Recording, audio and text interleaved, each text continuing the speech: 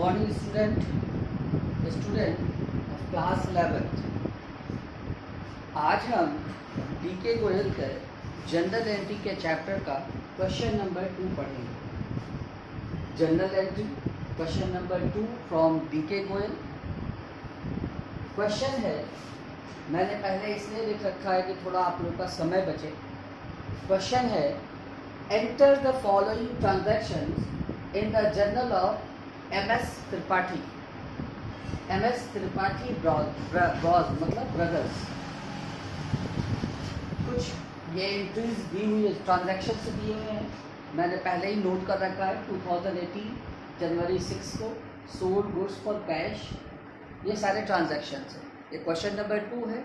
मैंने question number 1 में revision class as well as golden rule क्या होता है, मीन डबल एंट्री सिस्टम क्या है, डेबिट क्रेडिट रूल क्या है। गोल्डन रूल और डेबिट क्रेडिट रूल एक ही होता है, तो उसको एक्सप्लेन भी किया है, मीन्स रिवाइज भी किया है। और एक एक एंट्री को करते समय मैंने ध्यान रखा है कि उन रूल का इस्तेमाल करें और आपको समझाने की कोशिश करें कि कैसे सोचते हैं। अगर आपने मेरी पहली वीडियो नहीं देखी है तो आप पहली वीडियो देखिए, 40 मिनट की वीडियो है, लेकिन एक क्वेश्चन को करने में एक एक ट्रांजैक्शन में मैंने एंट्रीज के जो रूल्स होते हैं उसको अच्छे से एक्सप्लेन किया। आज हम क्वेश्चन नंबर 2 पढ़ने जा रहे हैं। मैंने फर्स्ट क्वेश्चन में आपसे कहा था कि प्रोफार्मा की बात आज नहीं करेंगे, इसलिए क्योंकि मुझे उस क्वेश्चन पे डबल एंट्री सिस्टम को बताना था, डेबिट क्रेडिट रूल को एक्सप्लेन करना था।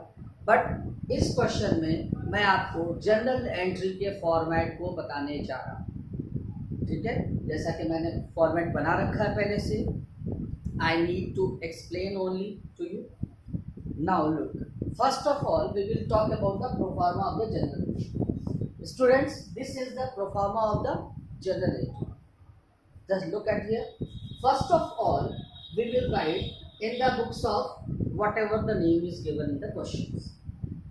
मीन कि पिछले वीडियो में स्टूडेंट्स मैंने बताया था कि किसी भी ट्रांजैक्शन को करने के लिए जो भी ट्रांजैक्शन होता है कम से कम 2 साइड्स क्रिएट होती है। कम से कम 2, मोर देन 2 हो सकती है, कभी कभी 3 लोग हो सकते हैं, लेकिन कम से कम 2 लोग तो 2 पार्टी का होना ज़रूरी है। मैंने इसको ऐसे एक्सप्लेन किया था, भाई अगर मैं आपको कुछ बेच रहा हूँ इसका मतलब उसी चीज़ को आप कहेंगे आप खरीद रहे हैं। मैं अगर कमीशन दे रहा हूँ तो आप कहेंगे कमीशन ले रहे हैं। मैं अगर सैलरी पा रहा हूँ तो मेरे मालिक ही जो होंगे वो कहेंगे मैं सैलरी दे रहा हूँ, ठीक है। तो किसी भी ट्रांजैक्शन के लिए 2 पार्टी का होना बहुत ज़रूरी है और होती है। तो इसीलिए सबसे पहले अब दोनों में से हम किसकी बुक में एंट्री कर रहे हैं। So it is necessary to write there in which books you are going to prepare the journals. In the books of MS Tripathi सबसे पहले फॉर द ईयर, ये फॉर्मेट होता है, मतलब ये जो जनरल एंट्री बनाने जा रहे हैं आप, ये किस ईयर के लिए, तो फॉर द ईयर एंडेड, वो उस वर्ष के लिए 2018 के खत्म होने वाले वर्ष के लिए, ठीक है। मतलब ये जो सेशन चल रहा है 2018 में खत्म हो। फिर आते हैं, पहला कॉलम है date. Students, we maintain the journal as well as ledger whatever with the date. किस डेट को कौन से ट्रांजैक्शन हुए उसका जर्नल उस डेट को डाल के करें। तो सबसे पहले डेट, जैसा कि इस क्वेश्चन में आप देखिए दिया है 2018 जनवरी 6, जनवरी 8, 14, 26 लाइक दैट। पर्टिकुलर्स में मैंने कल आपको एक वीडियो दिया है जिसमें जनरल एंट्री किया है। पर्टिकुलर्स में जनरल एंट्री को मेंटेन किया। नेक्स्ट कॉलम है LF। LF stand for laser folio number.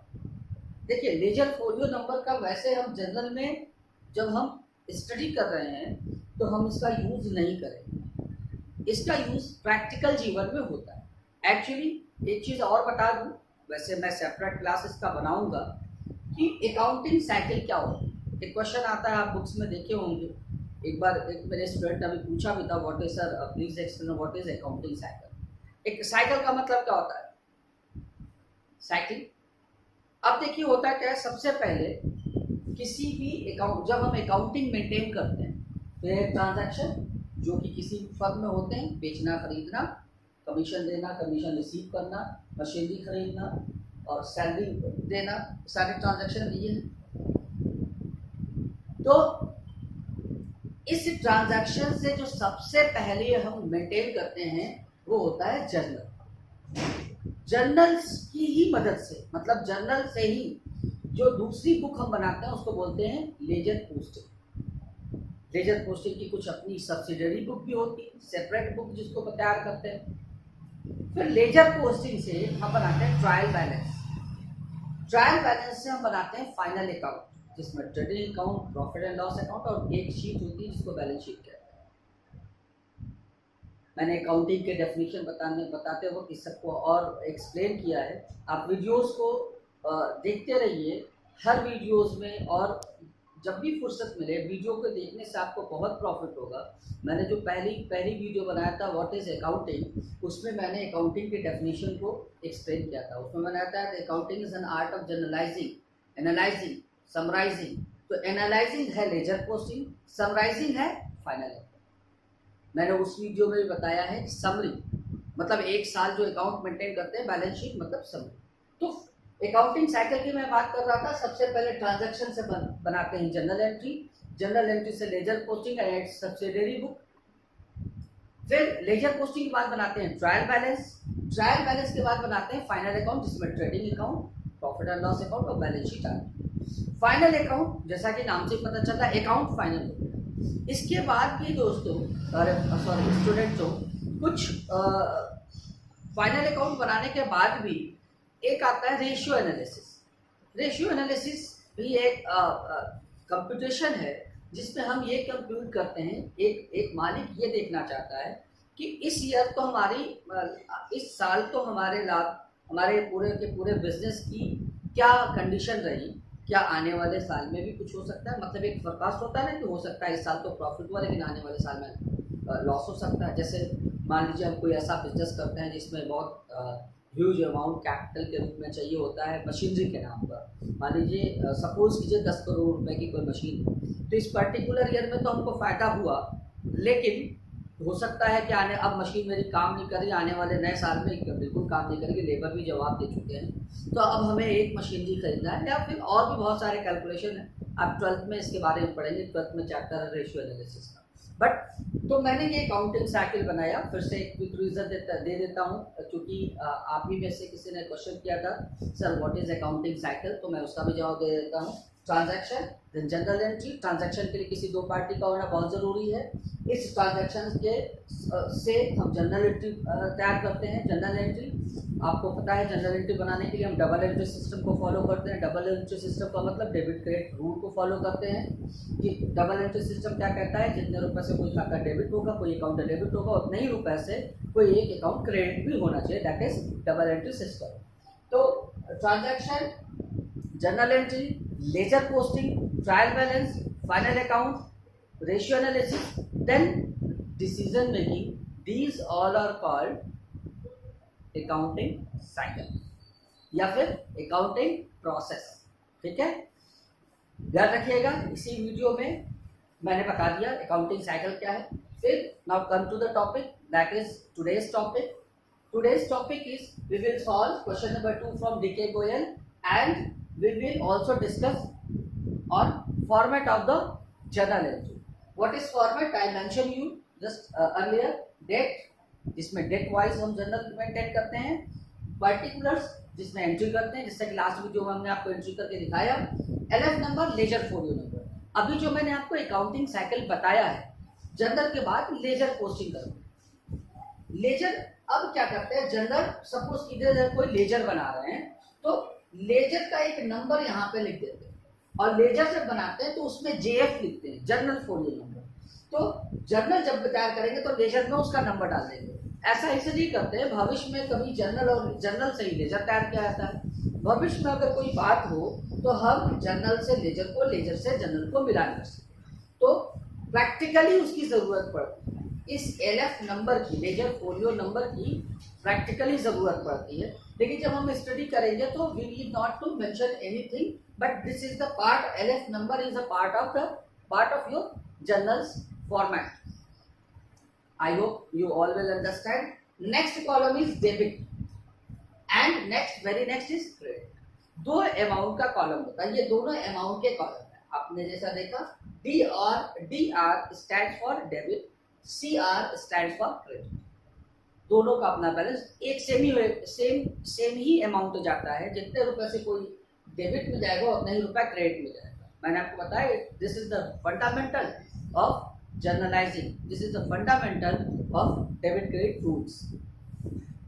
उसके नीचे मैंने रुपीस का सिंबल बनाया है, जैसा कि आपको पता है।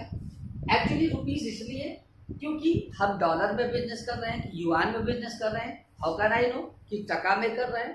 तो we are Indian and we will mention here in rupees. If अगर कोई कंपनी डॉलर में बिजनेस करती है तो डॉलर का सिंबल बना सकते। कभी कभी ये रुपीस है, इसके बगल में छोटा सा कॉलम पैसे का भी बनाना पड़ता, अगर ऐसी कंडीशन आती है तो। ठीक है, तो आप इसी में जैसे अमाउंट लिखा है, इसी छोटे से कॉलम को बगल में यहाँ पे आर, यहाँ पे पी, मतलब रुपए और पैसे। बट प्रैक्टिकली क्या करते हैं, सीखने के लिए जब हम लोग कॉपी पे सीखते हैं तो पैसों को मेंशन नहीं करते, इसलिए इसमें जरूरी नहीं समझा जाता। आई होप कि आपको इसका फॉर्मेट समझ में आया होगा। जनरल का फॉर्मेट क्या है? सबसे पहले इनका बुक्स ऑफ, किसकी बुक में एंट्री कर रहे हैं, नीचे फॉर द ईयर एंडेड, किस साल के लिए मेंटेन कर रहे हैं। 5 कॉलम होते हैं, 1 2 3 4 5। एक डेट के साथ एंट्री मेंटेन करते हैं। दूसरा पर्टिकुलर जो मेन चीज़ होती है, जो एंट्री बनाते हैं, यहाँ लिखते हैं। एलएफ, इसका किताबी जब हम ज्ञान अर्जित कर रहे हैं, जब हम स्टडी कर रहे हैं, तो एलएफ का कोई यूज नहीं होता, प्रैक्टिकली हो सकता, मैंने अभी आपको बताया। फिर दो अमाउंट होते हैं, दोनों में सेम जाएंगे, एक है डेबिट, दूसरा है credit. I hope you all will understand. Now you got it. What is the format of journal? Now we are moving ahead to the question. Question is, students, look at the question that is here. 2018 January 6. Sold goods for cash. What is there? Sold goods for cash. What amount? It is given amount 36,000. अब देखिए, with the help of your debit credit rule I am going to explain sold goods for cash.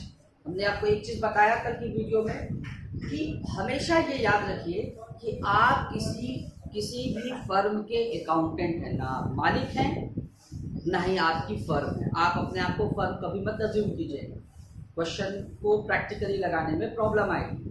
आप एक firm के, means in the books of M S Tripathi, आप M S Tripathi brothers के firm के accountant. और हमेशा ये देखेंगे, एम एस त्रिपाठी मतलब मिस्टर त्रिपाठी के पास क्या आता है, मिस्टर त्रिपाठी के पास क्या आता है क्या जाता है, इससे कोई मतलब नहीं।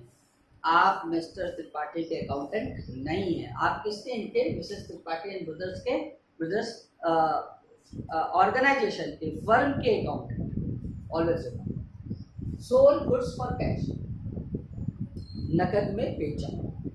तो आप, अब जाहिर सी बात है, जिस चीज़ का आप बिजनेस कर रहे हैं, गुड्स बेचेंगे, मीन्स गुड्स आपकी, जब बेचेंगे तो गुड्स आपकी फर्म से जाएगा, और चूंकि कैश में बेचे हैं इसलिए कैश आएगा। मैंने बताया, अब देखिए कैश क्या है, ना तो पर्सनल अकाउंट है ना तो नॉमिनल अकाउंट है। कल के वीडियो में एक्सप्लेन किया था, नॉमिनल मतलब कैश को लिखेगा, और पर्सनल अकाउंट इसलिए पर्सनल तो है नहीं, ना रियल ना आर्टिफिशियल, तो है क्या, रियल है। गुड्स भी आप पर्सन तो है नहीं, नॉमिनल भी नहीं है। मान लीजिए मैं मार्कर का, अगर मेरी स्टेशनरी शॉप है, मैं मार्कर का बिजनेस करता हूँ, this will be goods for me. और ये इसको हम टच कर सकते हैं, देख सकते हैं मार्कर बेचा, तो हाँ ये मार्कर बेच रहा हूँ। नॉमिनल वो होता है जो दिखाई नहीं देता। तो मतलब गुड्स भी रियल अकाउंट और कैश भी रियल अकाउंट। रियल अकाउंट का रूल याद रखिए, मैंने कल के लास्ट वीडियो में बताया कि जब भी आप एंट्री करने के बैठे, इनिशियली आप जनरल जो डेबिट क्रेडिट रूल है उसको एक पेज पे लिख के बैठिए, उस पे ट्रेस कीजिए, तब जनरल पास कीजिए। तो क्या होगा, नगद में जब बेचा तो कैश मेरे पास, मेरे पास का मतलब मेरी फर्म से, मेरी फर्म में कैश आएगा। तो क्या एंट्री करेंगे, 2018 जनवरी 6 sold goods for cash, cash account लेते टू गुड्स, ठीक, अमाउंट 36। अब देखिए आपके मन में आया होगा कि गुड्स क्यों लिखा। एक्चुअली मेरी फर्म में कैश तो आया, अब क्या गया, गुड्स गया। हमने लास्ट वीडियो में इसीलिए पूरी एंट्री करने के बाद स्टार मार्क किया था और फिर से बताया था कि देखिए गुड्स दो होता है, एक हर दुकानदार, हर फर्म पहले खरीदती है तब बेचती है, ठीक है, होलसेलर से खरीदते हैं और रिटेल में बेचते हैं। तो जब खरीदेंगे तो गुड्स आएगा, अब बेचेंगे तो गुड्स ही जाएगा। बट क्या है, अकाउंट्स का एक टर्म है, goods in the form of purchase. जब हम खरीदते हैं तो गुड्स को गुड्स ना कह करके परचेज लिख देते हैं, और जब हम बेचते हैं तो जाता तो गुड्स है, लेकिन गुड्स को गुड्स ना लिख करके हम सेल्स लिख देते हैं। That is why we will write here sales. ये जनरल एंट्री हो गई। हम जनरल एंट्री के बाद नरेशन भी मेंटेन किया जाता है। देखिए नरेशन क्या होता है,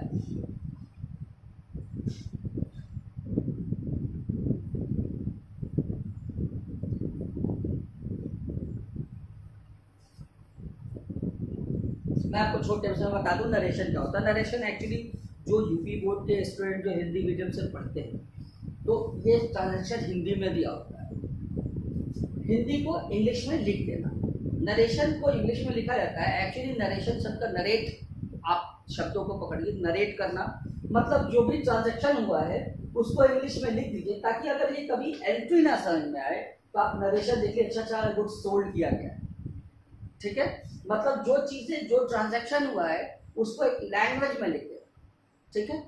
तो जब हम लोग मैं यूपी बोर्ड से पढ़ा हूँ, जब यूपी बोर्ड में पढ़ते थे तो उसको हिंदी में दिए को इंग्लिश में बोलते क्या है, और गुड्स नरेशन लिखने से पहले कोई भी नरेशन लिखेंगे इसके पहले बीइंग या फॉर लगा देते हैं।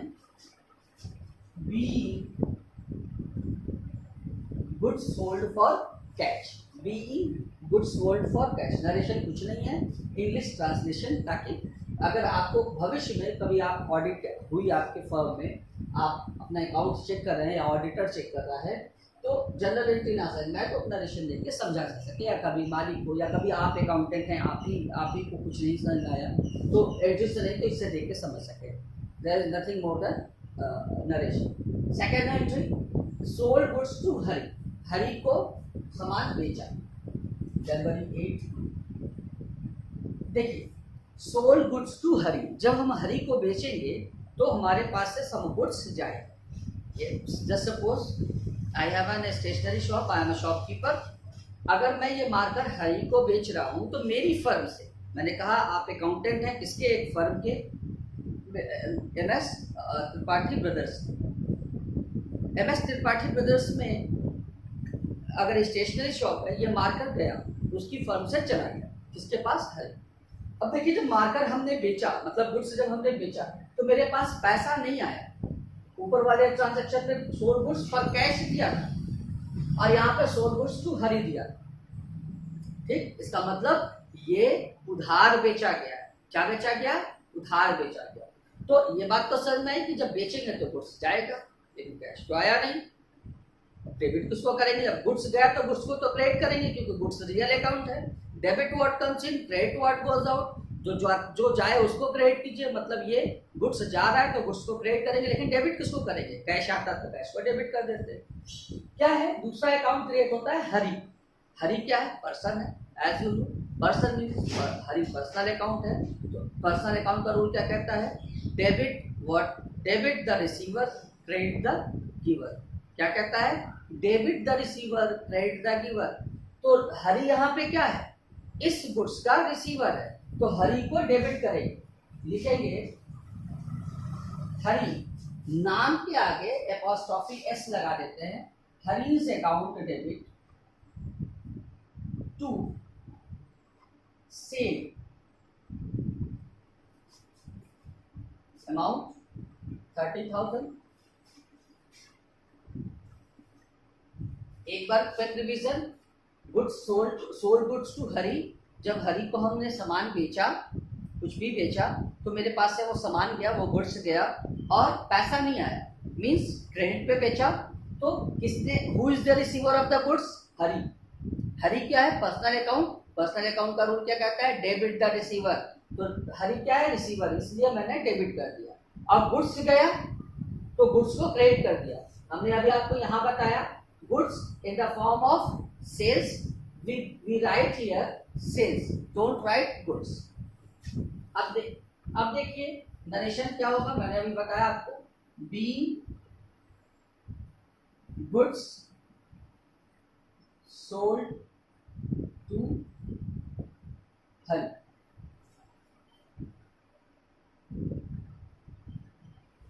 Got it? Next, January 14, received cash from Hari. अब क्या है, received cash from हरी, आपके फर्म में पैसा आया, किससे, हरी से। अब देखिए पैसा आया मीन्स कैश आया, कैश कौन सा अकाउंट है, पर्सन तो है नहीं, नॉमिनल है नहीं, कैश मतलब कैश आप दिखाएंगे कैश, तो कैश क्या है, रियल अकाउंट। रियल अकाउंट का रूल क्या कहता है, डेबिट व्हाट कम्स इन, तो कैश क्या हो रहा है, received cash from Hari, Hari से पैसा मिला means cash comes in to your firm, तो कैश को क्या करेंगे, debit.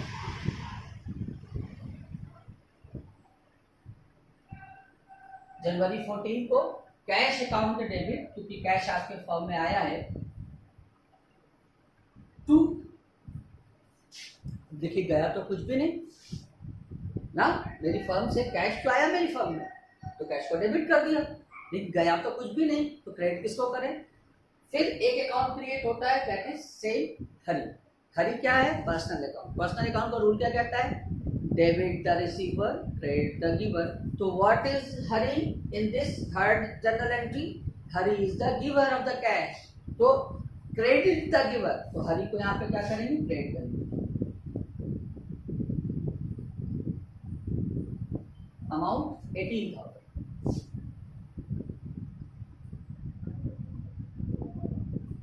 Narration, B cash receive from Hari. Now I hope you all are trying to understand, be practice. जब आप ये वीडियो देखिए आप कोशिश कीजिए कि इसी क्वेश्चन को अपने से एक बार सॉल्व करें, बस वीडियो को देखिए और सॉल्व करने की कोशिश कीजिए। Next is on January 26 received commission.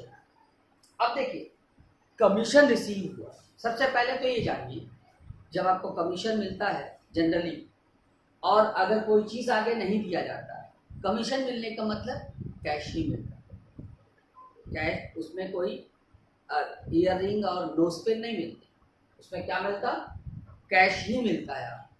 और अगर कुछ और कमीशन के रूप में जैसे कोई प्रोडक्ट दे दिया गया तो उसके लिए उसको स्पेशली गिफ्ट कहते हैं, और अगर नहीं, अगर कुछ ऐसी कंडीशन भी आती है तो वो मेंशन रहेगा।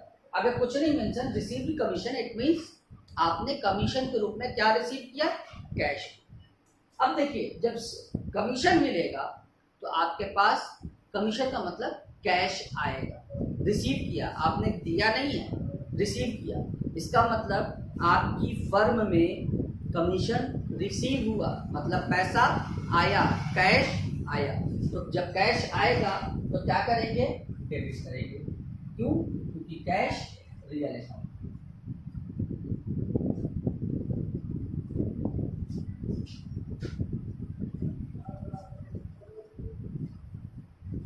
अब देखिए कैश तो आ गया, कुछ गया तो है नहीं, कोई पर्सन का भी नाम इसमें नहीं है, तो करेंगे क्या। अब देखिए कमीशन क्या है, अगर मैंने कहा कि मुझे कमीशन मिला तो आपने कहा सर दिखाइए कमीशन, हम क्या दिखाएंगे, कैश। आप कहेंगे सर ये तो कैश है, कैश है लेकिन फॉर्म क्या है, कमीशन। मीन्स कमीशन एक ऐसी चीज है जो होती तो है but you can not touch it, this is the commission. Like salary, हमने पहली वीडियो में आपको एक्सप्लेन किया है। Keep watching my previous videos, 100% it will help you, and I am ensuring yourself if you will keep watching my videos and start practicing a little, if you will show your a little labor, then 100% you will be able within 1 or 2 days how to generalize the transactions. I am ensuring you. तो receive commission में cash तो आया लेकिन अगर आप पूछेंगे क्या मिला सर, तो हम कहेंगे कमीशन मिला। दिखाइए कमीशन, तो आप कहेंगे ये तो कैश है। मीन्स कमीशन एक ऐसी चीज़ है जो एग्जिस्ट करती है बट दिखती नहीं है। इसी तरीके की चीज़ों को हम क्या कहते हैं, नॉमिनल अकाउंट। तो नॉमिनल अकाउंट का रूल क्या कहता है, all the expenses and losses are debited and all the profit and gains are credited. तो जब कमीशन रिसीव्ड हुआ, इसका मतलब आपके लिए ना एक्सपेंस है ना लॉस है, इट मीन्स आपका प्रॉफिट है। तो क्या रूल कहता है, all the profit and gains are credited, that is why cash account debit to commission.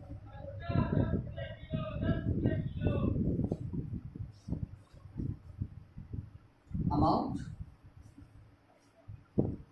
750।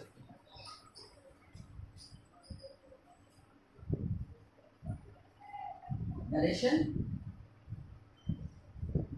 being commission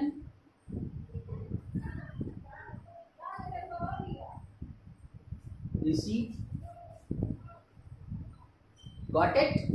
next है paid salary to Gopal, mean आपकी इस फर्म ने गोपाल को सैलरी पे किया। जाहिर सी बात है, जब आपकी फर्म सैलरी पे करेगी तो सैलरी का मतलब कोई जूता चप्पल तो देंगे नहीं गोपाल को, सैलरी का मतलब कैश। तो आप जब आप गोपाल को सैलरी पे करने का मतलब, इसका मतलब इस MS त्रिपाठी ब्रॉज में गोपाल एक एम्प्लॉय है, अभी तो सैलरी दिया जा रहा। तो जब सैलरी देंगे गोपाल को तो आपकी फर्म से cash will go out. Cash कौन सा अकाउंट है, रियल अकाउंट का rule, debit what comes in, credit what goes out. Cash जा रहा है तो कैश को क्रेडिट करेंगे, आ तो कुछ नहीं रहा है। तो क्या है, सैलरी। अब देखिए दो अकाउंट और है, एक है गोपाल और एक है सैलरी, ठीक है। अब एम्प्लॉय को भी, कोई भी हो, हमें उसको सैलरी देना है। जब हम सैलरी दे रहे हैं तो why do I need to remember the name. अगर हम ये सैलरी आउटस्टैंडिंग हो तब हम जाकर के गोपाल का नाम भी मेंशन कर सकते हैं, या आउटस्टैंडिंग सैलरी ही मेंशन कर, ठीक है। Outstanding salary is enough. Description में आप कह सकते हैं कि गोपाल को मिला। तो सैलरी क्या है, एक तरीके से ये भी नॉमिनल अकाउंट। सैलरी तो पे किया, कैश गया। आप अगर आपने पूछा, हमने कहा सैलरी पे किया, आपने कहा सर क्या पे किया, देखिए तो हम क्या दिखाएंगे, देखिए सैलरी पे कर रहे हैं, आप कहेंगे ये तो कैश है। तो इसका मतलब सैलरी होती तो है but you can not touch it, got it. तो सैलरी क्या है, सैलरी भी नॉमिनल अकाउंट। लेकिन यहाँ पे सैलरी क्या होगी आपके लिए, all the expenses and losses are debited, nominal account का रूल कहता है, and all the profit and gains are credited. Salary क्या है आपके लिए, प्रॉफिट या गेन तो नहीं है और लॉस भी नहीं है, ये आपका एक्सपेंस है। तो क्या कहता है rule, all the expenses and losses are debited. तो इस एक्सपेंस को भी आप डेबिट करेंगे, लिखेंगे salary account debit to cash. Salary आपने दिया और कैश आपके पास से गया, अमाउंट कितना है 1002।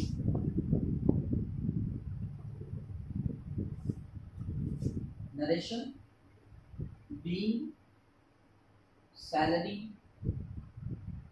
paid to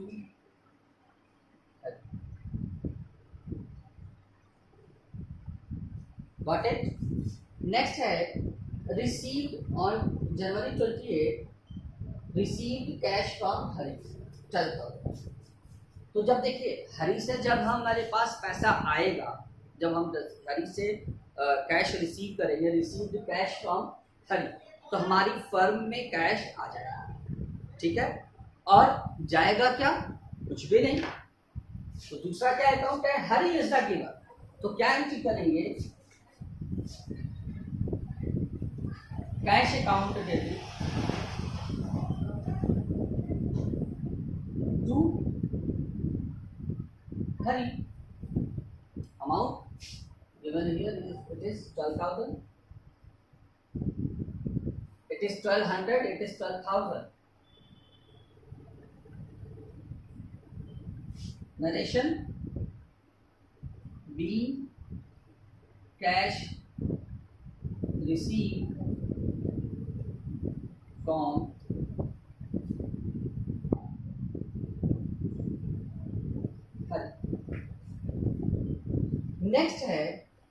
withdraw cash from office for personal use. Office से कैश विथड्रॉ मतलब निकाला गया, मतलब आपकी फर्म है, आपकी फर्म की जो ऑफिस है वहाँ से कैश निकाला गया फॉर पर्सनल यूज। देखिए कल के वीडियो में मैंने एक क्वेश्चन, जो क्वेश्चन नंबर फर्स्ट बताया था, तो उसमें हालांकि एक वीडियो और बनाया है मैंने, जिसमें कैपिटल, ड्राइंग, लायबिलिटी और एसेट्स क्या चीज़ है इसको मैंने एक्सप्लेन किया, उस वीडियो को भी देख सकते हैं। फिर भी मैं यहाँ बता दे रहा हूँ कि अमाउंट इन्वेस्टेड और amount given by the owner और proprietorship to the firm is known as capital. जो मालिक फर्म को पैसा देता है बिजनेस शुरू करने के लिए, ठीक है, उसको बोलते हैं कैपिटल। लेकिन आपने देखा होगा कोई भी दुकानदार हो, कोई भी कंपनी हो, कोई भी ऑर्गेनाइजेशन हो, कुछ सामान तो अपने, जैसे मेरी अगर स्टेशनरी की दुकान है, तो सपोज एक पेन निकाले मैंने, सेल्फ यूज किया। अकाउंट का मतलब एक एक चीज़ का अकाउंट मेंटेन करना होता है। तो अगर मैं अपने पर्सनल यूज़ के लिए एक पेन भी अपने शॉप से निकालता हूँ तो वो मेरे लिए ड्राइंग कहा जाएगा। क्या कहा जाएगा? ड्राइंग, ठीक है। जब मालिक फर्म को पैसा देता है तो उसको कैपिटल बोलते हैं, और जब मालिक उसी फर्म से कुछ पैसा अपने यूज़ के लिए निकालता है तो उसको ड्राइंग कहते हैं। क्या कहते हैं? ड्राइंग कहते हैं। ड्राइंग का डेबिट बैलेंस होता है, जैसे कैपिटल का क्रेडिट बैलेंस होता है, वैसे ही ड्राइंग का डेबिट बैलेंस होता है। तो क्या एंट्री करते हैं, क्योंकि यहाँ पर विथड्रॉ कैश लिखा है तो हम लिखेंगे drawing account debit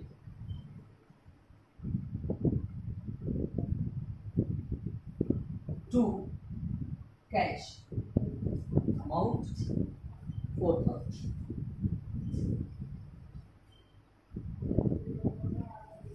narration being drawing today।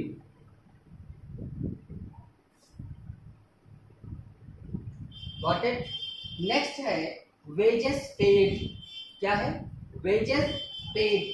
अब देखिए जब हम वेजेस पे करेंगे, वेजेस का मतलब मजदूरी, जब हम अपने पास से वेजेस पे करेंगे तो हमारे पास से क्या जाएगा? ऑब्वियसली कैश में पे करेंगे तो हमारे पास से कैश जाएगा। और आप अगर पूछेंगे सर क्या पे किए, तो हमने कहा वेजेस पे कर रहा हूँ। तो वेजेस कोई दिखने वाली चीज़ नहीं, मजदूरी कोई दिखने वाली चीज़ नहीं, बट एग्जिस्ट तो करती है। तो क्या है? वेजेस क्या है? Nominal account. नॉमिनल अकाउंट का, और ये वेजेस है क्या आपके लिए? लॉस नहीं है, तो एक्सपेंस है जब आप पे करने जा रहे हैं। तो क्या एंट्री होगी? All the expenses and losses are debited. तो वेजेस को तो डेबिट करेंगे और आपके पास से कैश जाएगा। Simply wages account pay to cash on January 30। wages account debit to cash। Narration होगा be wages pay. I hope अभी तक मैं आपको जो भी बताया वो समझ में आया होगा। फिर से एक रिक्वेस्ट है, अगर कोई ऐसी चीज़, कोई ऐसा पॉइंट जो आपको नहीं समझ में आता हो तो आप उसको दोबारा पूछ सकते हैं, ठीक है। लास्ट बचा है entry 2018 January 30 bought machinery for cash. देखिए मशीनरी एक फर्म के लिए एक एसेट्स होती है, और जब हम हमारी फर्म जब मशीन खरीदेंगे तो आपकी फर्म में क्या आएगा? ऑब्वियसली मशीन आ जाएगी। और फॉर कैश जाएगा तो क्या एंट्री करेंगे?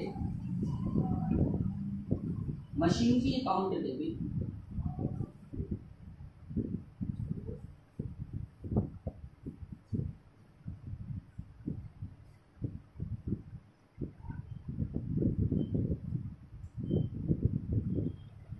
To cash. नरेशन लिखेंगे बी machinery bought for cash।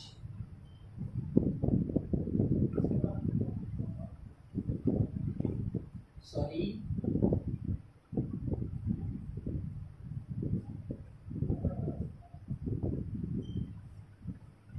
Sorry मैं वेजेस वाले कॉलम में हम लोग भूल गए ये करना। कितना है वेजेस? 7,200। कितना है wages? 7,200। I hope you all will understand. this was the second question of DK Goyal from general entry. देखिए अब क्वेश्चन आपका सॉल्व हो गया, लेकिन हम एक चीज़ देखेंगे, इसमें एक चीज़ बाकी है। देखिए स्टूडेंट्स, अब ये जो हमारा डेबिट और क्रेडिट हुआ, जो अमाउंट आया उसको टोटल करते हैं और यहाँ लिखेंगे टोटल। आप दोनों को अलग अलग भी काउंट करेंगे तो वही आएगा, दोनों को मतलब एक को काउंट करके दूसरे को भी लिख सकते हैं, लेकिन एक दो प्रैक्टिस के लिए दोनों को अलग अलग काउंट करें। इट विल बी, अभी मैंने काउंट किया था टाइम सेव करने के लिए, दैट इज 1,19,150।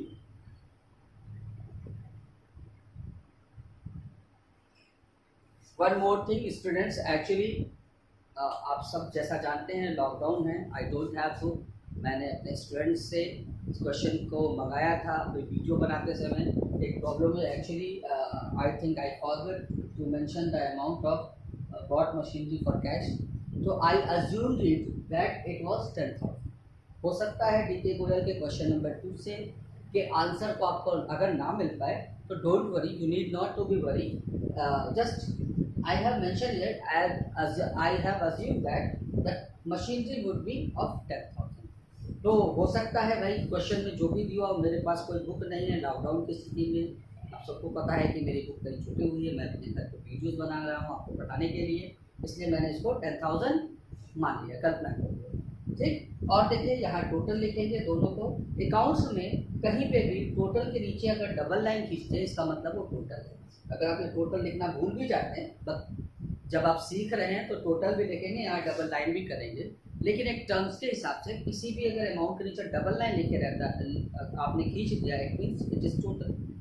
एक चीज़ और, जब आप अपने नोटबुक पे इस क्वेश्चन को लगाएंगे, अगर किसी क्वेश्चन को जनरल एंट्री के, तो हो सकता है एक पेज के बाद दूसरा पेज आ जाए, तो मैं उसका थोड़ा सा छोटा सा प्रोसेस है, मैं उसको बता दूँ। जैसे मान लीजिए पहला पेज यहाँ पे एंड हुआ और अभी एंट्री नहीं हो पाया, तो यहाँ से यहाँ तक में जो भी टोटल होगा आप ऐसे ही लिखेंगे टोटल, टोटल करेंगे और ऑब्लिक में यहाँ बढ़ाएंगे CF या कैरी फॉरवर्ड, ठीक। अब जब नेक्स्ट पेज पे जाएंगे तो फिर ऐसे ही प्रोफार्मा आप ड्रॉ करेंगे, sorry date particular LF amount next page पर। अब जब नेक्स्ट पेज पे जाएंगे तो यहाँ पे लिखेंगे, मैं बता रहा हूँ ऐसे ही, मान लीजिए यहाँ पे नेक्स्ट पेज पे आपने ड्रॉ किया तो वहाँ पे लिखेंगे टोटल BF ब्रॉट फॉरवर्ड, और फिर से वही अमाउंट में जो यहाँ वाला CF वाला टोटल है, बस नेक्स्ट पेज पे जब जाएगा तो BF हो जाएगा। CF stand for carried forward and BF stand for brought forward, ठीक है।